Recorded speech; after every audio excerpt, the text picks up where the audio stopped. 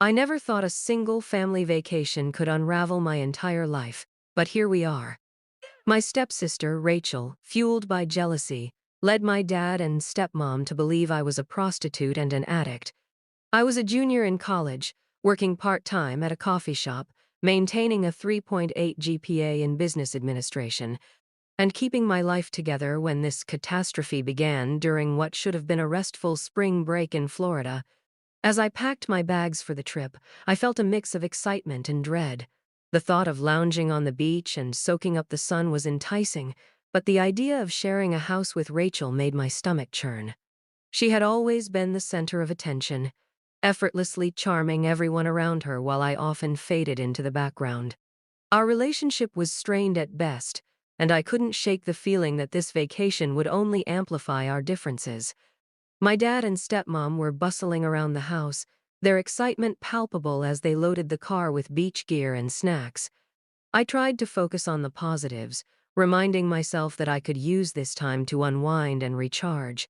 But as we drove toward the airport, I couldn't shake the feeling that something was off. Once we arrived in Florida, the sun was shining brightly, and the ocean waves crashed rhythmically against the shore. I took a deep breath, trying to let the salty air wash away my worries. However, the tension between Rachel and me was already palpable. She had a way of making snide comments that cut deep, and I braced myself for the inevitable conflict that would arise during our stay. The first few days passed in a blur of sunbathing and family outings, but the underlying tension never dissipated. Rachel's jealousy simmered just beneath the surface, and I could feel her eyes on me, waiting for the perfect moment to strike. I tried to brush it off, focusing on enjoying the vacation, but the unease lingered like a dark cloud overhead. On the third day of our trip, everything changed. We were getting ready for dinner, and I had borrowed Rachel's favorite hairbrush without asking. It was a small mistake, but when she found out, her reaction was explosive. She stormed into the room, her face flushed with anger, and demanded I return it immediately. "You always do this. You think you can just take whatever you want," she shouted, her voice echoing off the wall. I felt my cheeks burn with embarrassment as my dad and stepmom rushed in to see what the commotion was about. Rachel's eyes glinted with a mix of fury and something darker as she turned to them. "Emma took my hairbrush. She thinks she can just use my things without permission." I opened my mouth to defend myself, but the words caught in my throat. My dad's expression shifted from concern to disappointment, and I could see the judgment in my stepmom's eyes. "Emma, you need to respect Rachel's things," my dad said, his tone stern. I felt a wave of frustration wash over me. It was just a hairbrush. I didn't mean any harm. But my protests fell on deaf ears.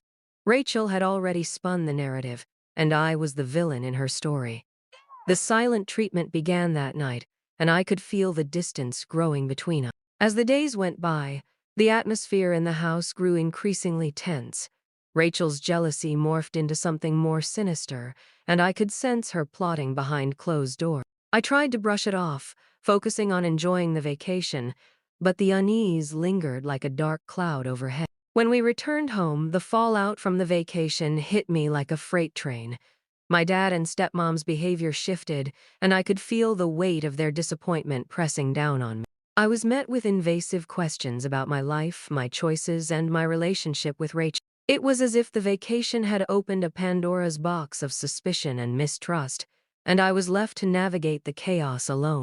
My stepmother began to follow me around the house, asking detailed questions about my whereabouts and the people I was meeting. I could see the concern etched on her face, but it felt more like an invasion of my privacy than genuine care.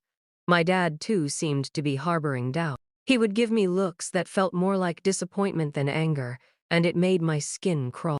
One evening, as I sat in my room trying to study, my dad knocked on the door and entered without waiting for a response. He stood in my doorway, arms crossed, looking more like a judge than a father. "We need to talk about what you've been doing," he said, his voice heavy with accusation. I felt my heart race. "What do you mean?" I asked, trying to keep my voice steady. He took a deep breath, his expression hardening. "Rachel has been telling us some things, Emma. Things that are concerning. She mentioned that you might be involved in drugs and other activity." I was stunned. "Dad, that's not true. Rachel is lying." I am just a college student trying to get by. My voice trembled with desperation as I tried to defend myself. But he shook his head, disappointment etched across his features. You need to understand how serious this is. We care about you, but we can't ignore what Rachel has. You need to be honest with us. I felt the walls closing in around me. I am being honest. I've done nothing wrong, I pleaded, but my words fell on deaf ears. The more I tried to explain, the more convinced he seemed of my guilt. It was as if Rachel's lies had taken root in their minds, and I was left fighting an uphill battle to reclaim my truth. The days that followed were a blur of confusion and heartache. My family's behavior became increasingly strange, and I felt like a stranger in my own home. My stepmother's invasive questioning turned into outright accusations, and my dad's disappointment felt like a weight I couldn't bear. I was suffocating under the pressure of their mistrust. One night, I overheard my dad and stepmom talking in hushed tones. I just don't understand how this could happen, my dad said, his voice heavy with concern. She was always such a good student. What if Rachel is right? I felt my heart shatter at the thought. How could they believe her? I was desperate to prove my innocence, but every attempt only seemed to deepen the chasm between us. I felt isolated, trapped in a web of lies that I had no part in weaving. After weeks of turmoil, I made the decision to leave home. I couldn't stay in a place where I was constantly accused and mistrusted. I reached out to my friend Sarah, who welcomed me with open arms. Staying with her felt like a breath of fresh air, a reprieve from the chaos that had consumed my life. But the rumors followed me. I could feel the whispers behind my back, the judgment in the eyes of my classmates. My academic performance began to slip, and I struggled to keep up with my studies. The weight of isolation pressed down on me, and I felt like I was drowning in a sea of despair. Sarah tried to support me, but I could see the concern in her eyes. Emma, you need to talk to your family. They care about you, she urged. But how could I? They had chosen to believe Rachel's lies over my truth. I felt like a ghost, haunting the halls of my own life, unable to escape the shadows of betrayal. It was during this dark time that I met Kyle, a regular at the coffee shop where I worked. He was kind and easy to talk to, and slowly, we developed a friendship. He listened to my story without judgment, offering support when I needed it most. You are stronger than you think, Emma, he told me one day as we sat together during my break. You'll get through this. Just keep focusing on what you want for your future. His words resonated with me, and for the first time in a long while, I felt a glimmer of hope. With Kyle's encouragement, I began to regain my confidence. I focused on my studies, determined to prove to myself that I could rise above the chaos. As my relationship with Kyle deepened, he surprised me one evening with a proposal. Emma, I want to spend my life with you. Will you marry me? He asked, his eyes filled with sincerity. I felt a whirlwind of emotions. Part of me was overjoyed, but another part was hesitant. My family had been torn apart by lies, and I couldn't shake the feeling of unresolved pain. I want to say yes, but my family. I trailed off, uncertainty clouding my thought. Kyle took my hands in his grip warm and reassuring. We can invite your dad and stepmom to the wedding, but we don't have to include Rachel. This is about you and me, Emma. We can create our own family. His words struck a chord within me. I realized that I had the power to choose who would be part of my life moving forward. After a moment of contemplation, I nodded, a smile breaking through my hesitation. Yes, I want to marry you. As the wedding planning began, I felt a sense of excitement mixed with trepidation. I decided to reach out to my dad and stepmom, inviting them to the wedding. I wanted to give them a chance to reconnect, to mend the rift that had formed between us. However, I made it clear that Rachel would not be welcome. A few weeks later, I received a call from Lisa's ex-boyfriend, Jake. He had heard about the wedding and wanted to talk. When we met, he revealed the truth about Rachel's lies. Emma, I need you to know that Rachel has been spreading rumors about you for a long time. She's jealous of your life and has been trying to make you look bad, he confessed. My heart raced as I listened. Why would she do that? I asked, feeling a mix of anger and betrayal. Jake shrugged, looking remorseful.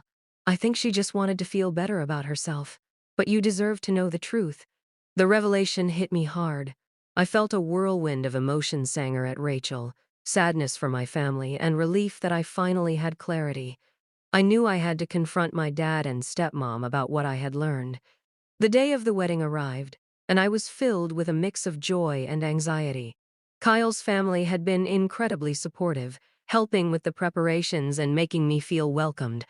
As I stood in front of the mirror, dressed in my wedding gown, I took a deep breath, reminding myself of how far I had come.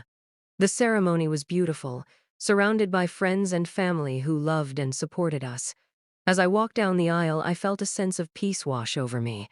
I was ready to start this new chapter of my life, free from the shadows of my past.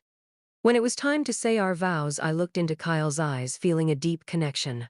I promised to stand by you, to support you, and to love you unconditionally, I said, my voice steady and filled with emotion. As we exchanged rings and sealed our vows with a kiss, I felt a weight lift off my shoulders. This was my moment, a celebration of love and resilience. As the reception unfolded, I reflected on my journey.